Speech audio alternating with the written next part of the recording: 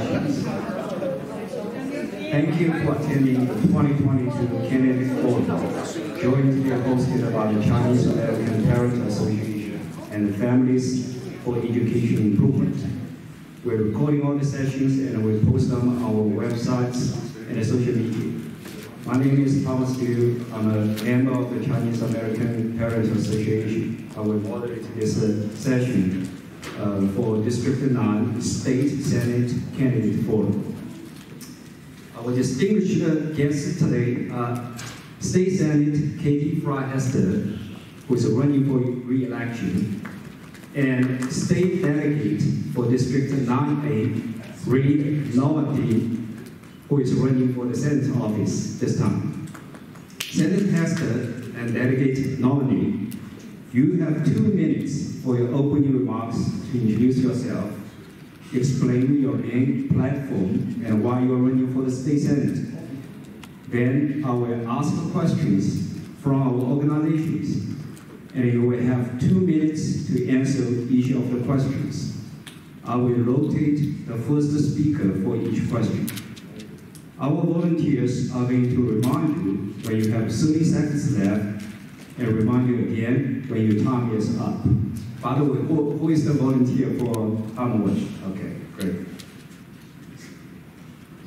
You will also have 30 seconds for a rebuttal to the other party's remarks, if you choose them. Our volunteers are going to remind you when your time is up. We will also collect the questions from the audience while you speak, and I will read the questions, and you will have 1 minute to respond. Again, our volunteers are going to remind you when you have 15 seconds left, and remind you again when your time is up. Finally, you will have 1 minute for closing remarks. Now let's start our session. Senator Hester, you may begin with your opening remarks. Thank you. Thank you very much. Can you hear me? It's wonderful to be here today. I'd like to thank CAPA for hosting this forum. I'd like to thank all of you for showing up to participate in this democratic process. This is a great organization. Most of you are familiar with CAPA, but I really admire their commitment to service and the community and to education. As you know, my name is Katie Fry-Hester, and I've had the honor of serving you for the past 4 years. I sit on our Education, Health, and Environmental Affairs Committee, and I chair our Joint Committee on Cybersecurity, IT, and Biotechnology. My focus in the past 4 years has been first and foremost serving all of you. I think our office and my staff does an amazing job at constituent services. And during the most recent legislative session, which is only 90 days, I counted and we helped over 800 people with issues ranging from unemployment to trouble with licensing with a state agency to an overcharge on the Easy Pass certificate. And so I think that that is just indicative of how important it is in this role that we work for you, the people of District 9. Of course, on policy, we've done a lot in the past 4 years, and I brought the 90-day report in case anybody wants to take a quick look at the policy that we've passed.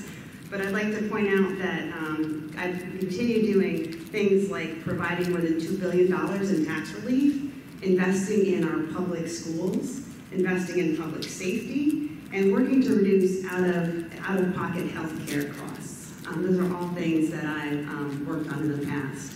Most importantly, I'm an engineer, and I make data-driven decisions, and I've tried really hard to weigh every vote that I take, based on the facts and not ideology. And so whenever somebody calls my office, whenever I take the vote, I really think, what do the people of District 9 really want, regardless of your party? So thank you so much for your questions today, and I look forward to answering them, and I encourage you to vote for me on November 8th. Thank you.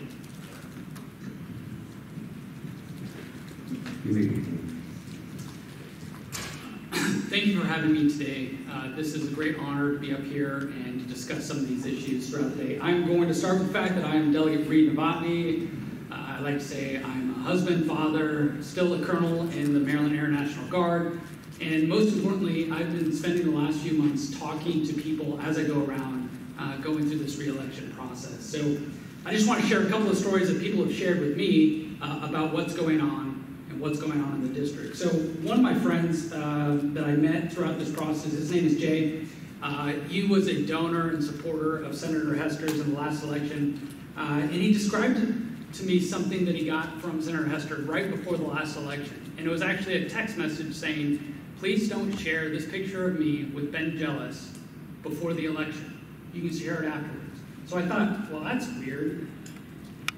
So I kept on going around. I've talked to a couple of people. So I talked to this Lisa, who was an independent voter, voted with Katie because of the independence, wanted someone like Hogan down in Annapolis. When I explained to Lisa that Senator Hester had voted against Hogan 94% of the time in his veto overrides, which is some of the most far-left bills that Hogan overrid during the last 4 years, they were actually kind of shocked.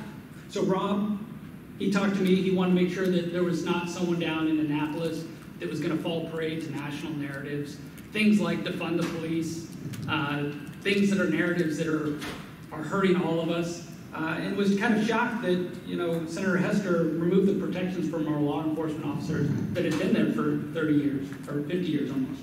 And then finally, Jennifer wanted someone who was not going to vote along party lines, and was shocked that I said, if you look at her record, 98% of the time, she votes with the far-left liberal senators from Baltimore City. So I would encourage you to look at her record. I think that Senator Hester is a minority, I apologize, a moderate in name only, and please look at her record as we go through this process. Senator Hester, do you want to respond? You have 30 seconds. Thank you. That was a lot about me. And I just really think that this is about the issues that you all care about. And so I'm going to try to keep focused on the issues and ask you to believe the things that you hear from me and not the things that you hear from my opponent. And I would be happy to talk with any of you about these allegations, but I think that I'm here to respect your time and to stay focused on the policy that we're talking about today. Thank you. Thank you very much for the introduction. Now let's move to the questions. I have 5 questions on my list. First, please state your legislative priorities if elected. Delegate nominee, please. So this is easy. I want to concentrate on things that I have been concentrating on over the last 2 years, which is keeping our schools prosperous, which is keeping our economy in a place in which we can live, work, prosper, retire here in Maryland, and then keeping our society and our community safe. So these are the 3 things that I would like to continue to do as I go forward. So one, we've had a lot of issues with SROs in our schools, as in there's been a push every year by the Democratic Party in Howard County to remove our SROs. I stood against that on behalf of all of the parents and all of the kids here, and was an adamant supporter. I'd like to say also that I am endorsed by the Howard County FOP, which I'm very proud of. For education, I think the most important thing about education is the fact that we have community schools and we have parents involved in our education system. And then as far as the economy, I put in a couple of bills that I get into more detail, but we had an almost $8 billion surplus last year, and we figured out a way to spend, we as in the collective we, 98.5% of that, and we gave back 1.5% to you all, the taxpayers. I think that's a waste of your money. We have a lot of pet projects that came through that I voted against, and I will continue to be mindful of that, to include the fact that we had the ability, and Senator Hester again blocked this vote coming to the floor in the Senate, of suspending our gas tax. Remember, the gas tax actually only 60% of that, I apologize, 60% of it goes to mass transit. 40% goes to fixing the roads out there. So I say this in the sense that, first of all, we had a huge surplus. Second of all, people were hurting when it was $5 a gas, and they still are. Yet we had the ability to extend a gas tax, which is a small amount of money, small compared to the $8 billion we figured out how to spend last year, which was in our surplus. So again, safer communities, prosperous schools, and making sure that we continue on the right track in Howard County. Please. Thank you very much. I'm trying to stay focused on the issues, but when somebody says it's truth, you just really have to, I did not block the gas tax. I voted for the 30-day gas tax. also voted with the Republicans for a 90-day gas tax, which unfortunately didn't fail. So anyways, on to my priorities. I will continue to represent all of you and to focus on constituent services as my #1 priority. I'm on the Education, Health, and Environmental Affairs Committee, and I'd like to continue doing that work. In terms of education, I voted for the Blueprint for Maryland's Future, and I am endorsed by the Maryland Teachers Association. That Blueprint for Maryland's Future is critical because we need to invest in our schools. We have a teacher shortage, and one of the things that this bill will do will increase teacher pay. It also helps to make sure that every single kid can afford to go to pre-K, regardless of their zip code. In addition, we've seen dramatic overcrowding in our schools, especially on the eastern side of this county. There was over $100 million that's been given to the counties to Howard County for new school construction, which I was proud to vote for. And also, because we had such an issue with deferred maintenance this year, we were able to bring $30 million back without a local match, specifically to fund the deferred maintenance in our schools. I'd also like to talk about security. This is a #1 priority issue for me. I and several of my Democratic colleagues support SROs. There's numerous examples of this on my Facebook page, and we, in the Safe to Learn Act, we provided $10 million a year for SROs and for SROs in that program. Also, in the past 3 years, in terms of safety and online safety and your personal data being held safe by the state, I was able to pass a once-in-a-generation 3-bill package on cybersecurity. Thank you so much. Thank you very much, Senator Hester. I'm glad you mentioned the co-on blueprint. The second question actually is related. The implementation of co-on blueprints, a blueprint plan requires funding. Please explain how you plan to provide funding to the local school system to satisfy the funding mandate according to the blueprint. Please. Sorry, Thomas, do I get a 30-second? Oh, I'm sorry. I'm not trying to do your job. Okay. Yeah. Okay. All right. Okay, great. Hey, so we can talk about a couple of those things. So, where to begin? 30 seconds or less. First of all, the cybersecurity bills. This is a great example of the fact that having a single-party rule in Annapolis doesn't work very well. I gave my unfiltered notes on cybersecurity. That's what I do for a living. Cybersecurity to the House manager who was running all these bills on the House side. About 5.5 pages of notes. They shot down every single amendment that I made, even amendments that were based on the President's executive order. And I say that in the sense that the fact that we need both sides down in Annapolis is great. I will stop there. Sorry. Thank you. Sorry, I saw the first remark. It's not controversial, so okay. The second one, maybe let me repeat our questions. The implementation of co-on blueprint requires funding. Please explain how you plan to provide funding to the local school system to satisfy the funding mandate according to the blueprint. Senator Hester, please. Thank you very much. So, as Delegate Amati pointed out, we did have a surplus this year in terms of the state budget. Part of that, Governor Hogan put into the rainy day fund so that we can save it for in case of emergencies. And the legislature made sure that the next 5 years of the Kerwin, Blueprint for Maryland's Future, goes to education. And so a significant portion of the surplus went to that specifically. And in terms of, there's so much in this bill that you have to look at it piece by piece. Where I've been focused is on the pre-K issues and how we're going to pay for that. Because we're not only expanding the existing students from half to full day, but also from bringing in children who are 300% above, close to the poverty line, or 3 times over, and making sure that they can afford to have pre-K as well. What we need to do is to look, now that we have more data from the schools, look at the state match to the pre-K eligibility grants, and also to look at the enrollment data, because the enrollment data and the state reimbursement for that lags. And so I will be introducing legislation this year to look at, instead of looking at last year's pre-K enrollment, find a way for the state to reimburse the counties for next year's pre-K enrollment. Thank you. Delegate Norman, please. So I voted against the Kerwin Commission because it's the largest tax increase that we will ever get to vote on in the next 10 years. And I did that in the sense that the Kerwin Commission put forth more money, and we know this is very simple. Think about it this way: if more money meant better schools, Baltimore City would have the best schools in the entire nation.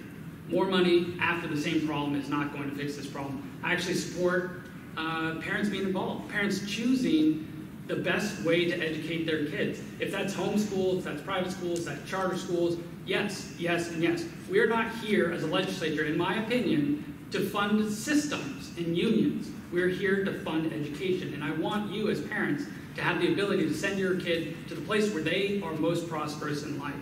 So with that being said, there's programs called the Boost Program. Every year, the Republicans fight to keep the Boost Program. Every year, the Democrats try to take it away. That's a program to actually send the poorest among us to private schools, parochial schools. The interesting thing, though, is that the union, this really caught my eye. There was a bill that we actually put forward, a very good bill. Senator Hester put it was about special needs and the burden of proof. And I want to talk about this for a second. I voted for it. I was very happy about it. This is what struck me about it. And I'll read the quote when she was presenting the bill. After working with the local teachers union, we have put a sunset on the bill for 5 years to alleviate their concerns. So why do I bring that up? She's endorsed by the teachers union. This is a bill that's going to help our special needs kids forever, forever. She brought this up because she had to pass it by the unions to make sure it was okay with them. I think it should be only okay with our parents and our students and the teachers, of course. We don't need to negotiate with the teachers union to know what's best for our kids. And I think that's very important to know. Furthermore, Kerwin is unfunded after 5 years, $1 trillion, and we're going to have to figure that out. I'd just like to remark that you have to be able to work with both sides when you're in Annapolis, and you have to know the political side of things as well.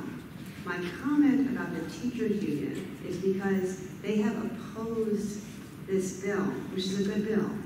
Navani said he supported it. It's a good bill. They opposed it for several years. My saying that was an acknowledgement that I had worked with the teachers union, the parents, the special ed lawyers, the parents in my district to negotiate a compromise so that everybody could agree that it was time to do this as a pilot in Howard County. And I needed to signal that to my colleagues, both Republicans and Democrats, that everybody was behind this pilot in Howard County. Otherwise, it couldn't see the light of day. And we plan to try it again this year. I'm great at compromising. Thank you. Thank you. Thank you. The next question. The crime rates, particularly violent crime rates, are on the rise in Howard County and Maryland. The General Assembly legislative session ended on April 11th with a crime bill to fight crimes. What do you think are the reasons for the recent increases in crime? And in your opinion, what can we do better to fight crimes? Dedicated Norman, please. Thank you. It's a great question. So there was a rash of bills, and if we all remember back a few years back, everyone on social media, mainstream media, CNN, Fox News, whatever it is you were watching, was talking about the fact that there was a few bad apples in our police force around the nation that caused everyone to have a knee-jerk reaction, especially in the far left Annapolis, to remove rights from our police force, to do things that defund and demoralize our police force. And it was ridiculous. It was sickening. It was the first year that I was down in Annapolis, and it just truly upset me to my core that we were doing that. It is obvious to me, and it's obvious, I think, to all of you, the sense that criminalizing the police force and decriminalizing the criminals is not going to get us anywhere. So there were plenty of laws last year that were passed in the guise of juvenile justice reform. What that means is we're going to let out murderers, literal murderers, faster than we did before. So there was a juvenile that ran over an officer. That person probably will get out after 11 and a half years for good service. Why would we want to support these issues? And I voted against them every single time. My opponent at this point definitely voted for the majority of the juvenile justice reform in the auspices of reform for the criminals, which I don't think is right. We need to make sure that we have two things. We need to have strong police. We actually have to have a strong court system. I had a parent come to me. We met with the state's attorney here in Howard County, and this was the exact quote that he said. He said, if this action, this fight, if it had happened in the Columbia Mall, it would have been assault. I would have charged it as assault. But since it happened at a high school, we're going to do nothing about it. I think we need to change it. We need to change it in our schools. We need to keep people accountable. And this is about the victims. I mean, can you remember there are victims to every one of these crimes? Thank you. Thank you. Senator Hester, please. So once again, I would just encourage you all to do your research on specific bills. There are often children who are convicted of crimes before they reach 16. The question that was at stake is whether or not you think after 10, 20 years in prison, these children deserve a second trial. Why don't we have 15 seconds? Oh, It's not rebuttal. She gets the full 2 minutes. Thank you so much. So let's start again. I will say time and time again that public safety must be a top priority for the state. And the only way we can do that is investing in a holistic manner. This means both by preventing crime and by having a strong crime reduction plan. This year, the General Assembly invested $148 million in crime prevention and victim services. This was in the budget. We also scaled up funding, particularly to apprehend those with warrants out for their arrest. Many of our departments are short on staff. This is intrinsic throughout like all of the state governments, and we're working to fill that. And that is where some of the budget went as well. Furthermore, I voted to establish a Maryland State Police Gun Center to track gun crime so that we can look at repeat felons. My opponent voted against this bill. Also things like increasing coordination between the Department of Public Safety and Correctional Services and the Baltimore Police Department. Just to make sure that there's good communication against government agencies which are sometimes siloed, to make sure that we all stay as safe as possible. In terms of the police reform that was mentioned, I stand by our police, I stand by our SROs. Lots of those bills that we voted for, including funding for body-worn cameras, the police agreed with. The other thing that you need to know is that you don't just vote for or against a bill. There's lots of little amendments that try to moderate the bills. And if you look at all the amendments that were offered on all of those police bills on the Senate floor, I voted generally with my Republican colleagues because I believe that public safety is so important. Thank you. Thank you. Director Nominee, go on your certificate.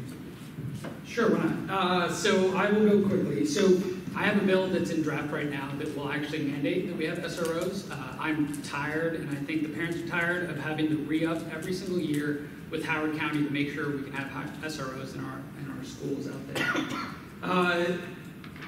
The fact that we need to talk about this in Howard County is very frustrating to me too, in the sense that we should have, and we used to be, one of the most safe places to live, and it's getting worse and worse.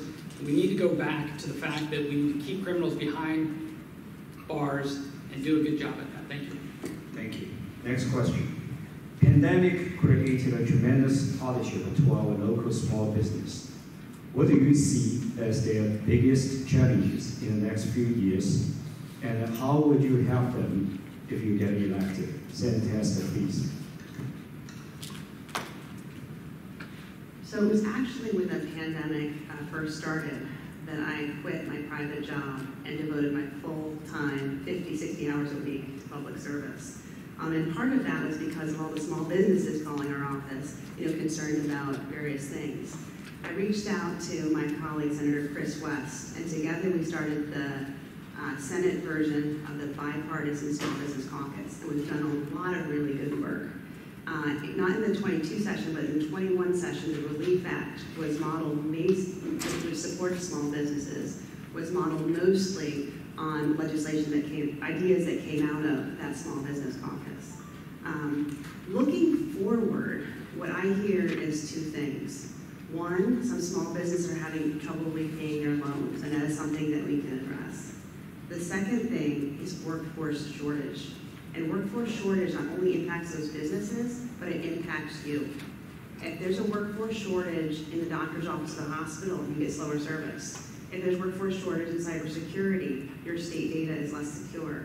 If there's a workforce shortage in our police department, then we have less police. And so going forward, I've recently been appointed to the Senate President's Commission to look at apprenticeships in non-traditional sectors. And I think really making sure that we address these workforce shortages for both the small businesses and also the county and state level is of most importance because it impacts you all directly. Thank you.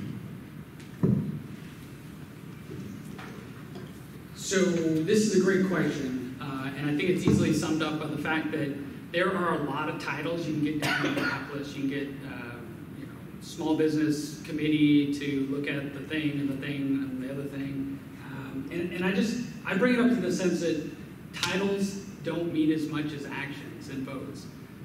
Roll call, there's actually a publication that actually votes and ranks all the voting for the state Senate, the state House, on how business friendly you are. So even though Senator Hester is on a subcommittee for small business, she gets a ranking of 33%. That's like an F-. I'm not in education, maybe an F- on supporting businesses. I actually received a 97%, which is maybe an A or an A+. I don't know how you do that. But that is just a generic sense of the sense that, if you want someone down there to understand business, to support businesses with the votes that they do, not the words that they say, you got to make sure that you're informed about the votes. And I do appreciate her saying, please look up these votes, because I've got pages of votes that are about billions in new taxes. So I have all of the text, even though it's very small because I had to print it small. So one of my favorites was during the pandemic, we actually voted on the Netflix streaming service tax. So we're the only state in the nation to figure out that, hey, maybe the internet just needs to be taxed in our state. Who thinks that's a great idea when all these small businesses are struggling? They're the people, the small businesses here can't move their LLC headquarters somewhere else. They have physical locations. So now you're just passing on taxes to small businesses. Guess what? Small businesses pass it on to all of you. This increases our cost of living here. This hurts small businesses, even raising the minimum wage, which is great. We all want people to be paid more. We want people to be paid the correct amount. We want them to be paid the correct amount to do the jobs that they need to do. Just throwing money at the problem is never the answer, and that's why I continuously vote against these bills that just make Maryland a hard place to work, live, and retire.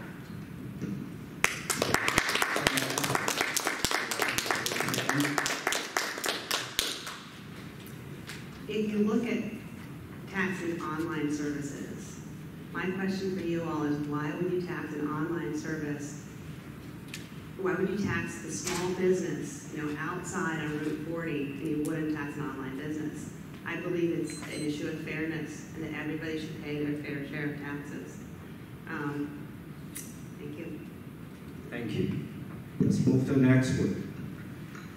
Maryland has one of the highest tax rates in the country, which makes it less affordable to live here for many families. How would you address this issue? Delegate Marilyn, please. Thank you. This is a very complicated subject in the sense that there's no silver bullet, right? There's no silver bullet to make Maryland the most cost-effective place, but what I can tell you is by all accounts, it's one of the worst places to retire, for example. I put in a few bills last year. First of all, co-sponsored and supported all of Governor Hogan's tax relief bills. I put in a couple of bills specifically myself to make sure that we could eliminate the tax burden, especially on people like our veterans, because veterans organizations have come to me to help sponsor those bills. One of the things that actually, it will make a difference. It will make a difference to how we work in Annapolis if we get one more senator elected. And this is why. It's part of our rules down there, but basically we'll be able to bring every vote through a procedure to a committee vote at least. So therefore, you can't put things in a drawer. And I say that because a lot of Republicans, a lot of people in the minority party bring up ideas and never get a vote. One of the things I brought up this year was actually about returning surplus funds to you, the taxpayer. You might be shocked by this, but Maryland doesn't actually print money. The federal government does, and then they hand it to us sometimes. So Maryland doesn't print money. We actually pay taxes, and it's actually your money that we are spending down there. So I put in this bill called the Refund Act. Doesn't really matter, but basically if we have a surplus, I think we should give it back to the taxpayers, because it's not my money. It's not my money that I'm going to go down there and figure out how to spend on your behalf. I believe that you have the inherent ability to spend your money much better than anyone in governmental position. So about taxes, the Republican Party actually came out with a pledge. And this was the pledge. It came out this week in a press conference. This was the pledge. If you elect Republicans to the Senate, we will, as our #1 priority, eliminate retiree taxes in Maryland. And we will work for the next 4 years to do that. I'm part of the team that will work to do that. And I think that will make us keep our talent and keep our retires here in Maryland. Thank you.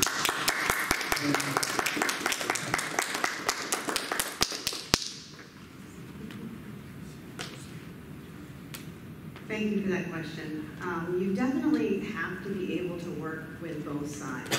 Saying you're going to go to Annapolis and then not passing any bills is a difficult place to be. In 2019, I worked within Senator Bates. She had told me that one of her priorities was to look at the aging in place tax credit that we have here in Howard County. This is the tax credit that will allow you to reduce your property taxes if you had been in your house at that point 40 years. And so the question was, how many people have been in their house for 40 years and retired after the age of 65?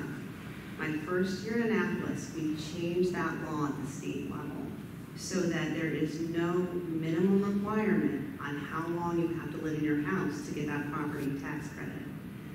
That is a local law, a local bill now that has reduced it, gradually working backwards from 40, so that you can be there in your house and get the tax credit at a younger age.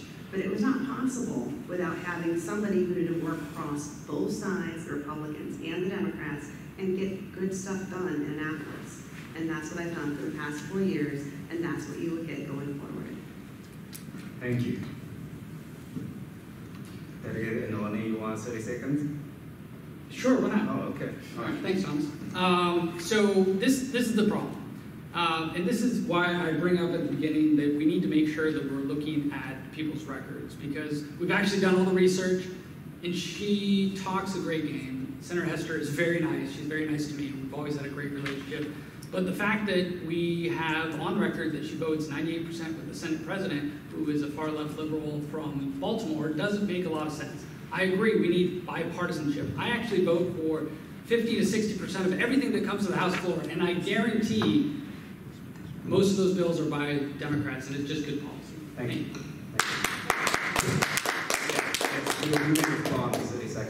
I just want to point out that most of our bills in Annapolis, fly by in a manner with both Democrat and Republican support. So just take everything with a slight grain of salt. Thank you. Thank you. Now we have one question from the audience. This is actually a question specifically to Senator Hester. Senator Hester, why do you have many LLCs registered to the same people and the same address, giving tens of thousands of dollars to your campaign to skirt or break campaign finance laws? Do you want to respond? I don't believe I own any LLCs. I think the question is about those LLCs. They are contributing to your campaign. I have a lot of support from within the district. Thank you very much. Thank you. Thank you. Do I get to respond also? Or do I have a question for me? Yeah, maybe we move on to Okay, the move next on, question. please. Yes. Okay, so The next question here now comes to our prepared list. So, Howard County is one of the most diverse counties in the country in terms of race, ethnicity, and religion. People in our county have different opinions regarding diversity, equity, and inclusion. And it became a cause of division sometimes. What will you do differently and the current practice in advancing racial equity and cultural diversity, and at the same time to unite people or to divide people. Dedicated nominee, please. Perfect.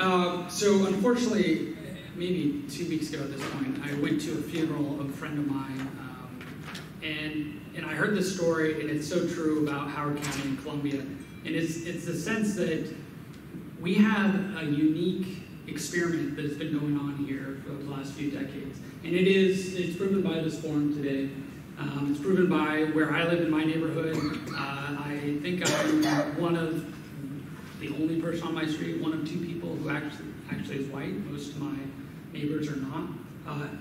And I think it's something that makes Howard County great. One of the things that we need to not do is make sure we poll people or pit people against each other. It's unfortunate, and I think one of the things that has caught us into this loop often is actually school redistricting. And that's one of those things that was a flash button in the past because it's important to all of us parents, it's important to the kids going to school, but redistricting was one of those things that was a flashpoint in the sense that we want, and we deserve to have our kids in our local schools. So I was reading a note that Senator Lamb and Senator Hester sent out a few years back after House Bill 1409, if you want to look it up, from 2019, and they said they would recommend to the board policy 6010, everyone's probably heard of it in this group at least, and they said you should redistrict with the process to include facility utilization, which I think should be the only reason, community stability, also great, and then the last one, demographics, characteristics of the student population, including racial and ethnic and socioeconomic composition. We don't need to send our kids based on race to what school they go to. I think this is crazy. I think you go to your local school. I think you need to make sure that you have a community, and we have that sense of community. Let's just not let the politicians mess it up. Let's keep it as is. Thank you.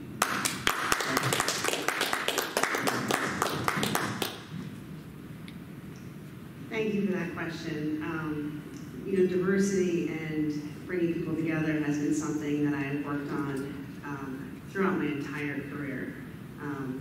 And so, I think that it was really, truly unfortunate that the redistricting process has gotten so contentious at times. And I deeply appreciate the county's efforts to reduce overcrowding in schools, and redistricting needs to be done. The issue is that there are a number of factors that need to be considered. What I heard from my neighbors out west was that busing people for over an hour was too much time. And so I went before the school board to share the concerns, to share your concerns in my elected capacity with the school board and say, this isn't working. We need to find other ways to balance things out. Following that, there was a bill that I introduced working with the Parents and Teachers Association of Howard County to engage the university in helping to use some of the really high-end modeling systems they have on buses to support the school system if they needed it, so that they really could figure out how to minimize the transportation for the kids. So that was one thing that I did. The other thing that Senator Lamb did, which I supported, was to make sure that after every change in the redistricting plan, there was an opportunity for the affected people to weigh in on that plan, so that wouldn't happen again. This is, I think school redistricting is fundamentally, a school board issue, but there are ways that we can stand up for you. And as I said in my opening remarks, I promise to represent you guys faithfully and to make sure that your voice is heard, regardless of everybody's voice in our district, regardless of color, regardless of race, regardless of gender. I try to represent all my constituents faithfully. Thank you very much. You want to respond? Sure. So one of the reasons why we have to redistrict is because we've had a lot of development here in Howard County. So I know the senator said she wants to represent people, and I would say just let's look at her campaign finance report for a second and look up the address 8318 4th Street, Suite 200, Ellicott City, Maryland 21043. Look that up. look up the names behind the LLCs that have given $27,000 to the senator here. That individual, Don Brewer, is one of the biggest developers we have here, and it forces us to have some of the best and some of the worst overcrowding here in Howard County.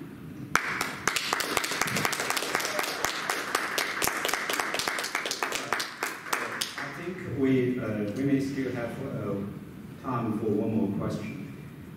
Do you support legalization of recreational cannabis in Maryland? Yes or no, and why? Senator Hesse, please. Thank you so much. So this was an issue that was covered in the Finance Committee this year. And one of the things that was discussed was whether we should put it on the ballot this year. So each one of you will have a say in terms of whether or not you would support having it legalized in the state of Maryland. This is an issue which I thought a lot about. It's not in my committee, but like as a mom, I thought a lot about it. And there's pros and cons to this. I mean, is marijuana worse than alcohol? I mean, for children, right? That's one question. I'm hoping my children don't overdo either one, obviously. We have a lot of federal contractors. It's still illegal at the federal level. How will this affect their jobs? On the flip side, there's data that shows that Black and brown people are incarcerated more for drug possession than white people. And that is an issue that we have to face head on. Furthermore, there's the economic benefit. If all this is illegal, how much crime does that cost? How much unavoided taxes are we missing? It's a very, very complicated issue, and there's great research that's been done. It's not my area of expertise, but I would encourage each and every one of you who will have a chance to vote on it this fall to do your research and to vote with your head and your heart. Thank you. Delegate Marilyn, welcome. Thank you. So, yes, this is a bill that came before the House and the Senate this year. Very complicated subject, obviously, because it's overturning the federal law, in my opinion. I don't believe it was done in good faith, and this is why. So we have a Democratic supermajority. This is an issue, I believe, that the Democrats think will drive out voters.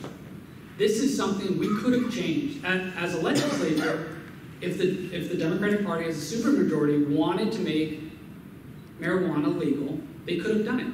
I don't think they needed to change the Constitution. It's not in the Constitution. They could have actually just done it right there. But these are the games. These are the games they play. They do things like gerrymandering, right?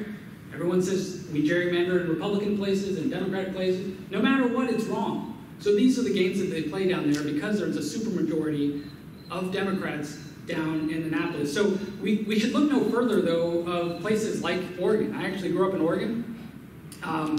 It's not very good that they've legalized even some of the most harsh drugs, right? So let's look at some of those states who have done this before us before we make a rash decision, in my opinion. You will have the ability to go out and vote on this in the upcoming election, and I do agree that we should all look at it and make sure that we are informed on how to go forward. Thank you. Senator Hesse.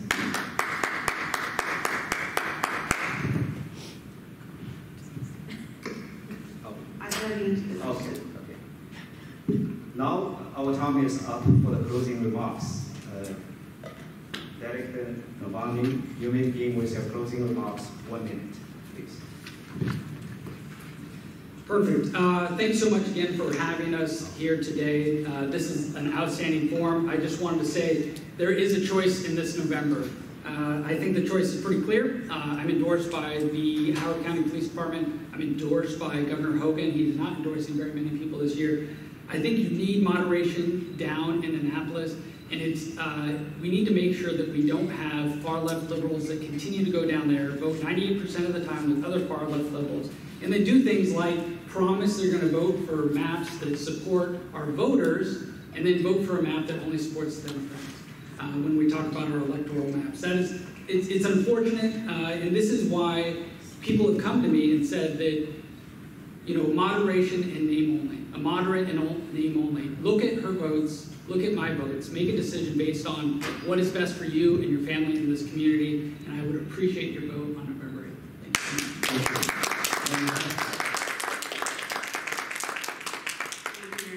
like to thank CAPA again for putting this forum together and thank all of you for showing up. I think that there is a stark difference. As you've seen today, I'm trying to maintain a positive environment and to focus on the policy issues, which I will continue to do. In terms of effectiveness, I've passed 25 pieces of bipartisan legislation that lower taxes, support small business, invest in our schools, and protect public safety. I'm not sure how many bills my colleague has passed. We've also brought home a lot of funding for District 9. $42 million for historic Ellicott City to fix the flooding. $35 million for deferred maintenance in our schools. And in total, in addition to that, $230 million for buildings in District 9. And so if you want somebody who's going to go down there and be able to bring things back to the district, you need somebody who's able to work across the aisle. In closing, there's one issue that nobody asked me about, and that is where I stand on a woman's right to choose. I am 100% pro-choice. I believe it is a woman's decision to make with her doctor, and I would ask all of you to ask my colleague where he stands on that issue. Thank you very much. Thank you very much. This concludes today's session for District 9 State Senate Forum. On behalf of Chinese American Parent Association and the Families for Education Improvement, we thank you, Senator Hester and Delegate Milani, and all participating audiences for your time. Thank you.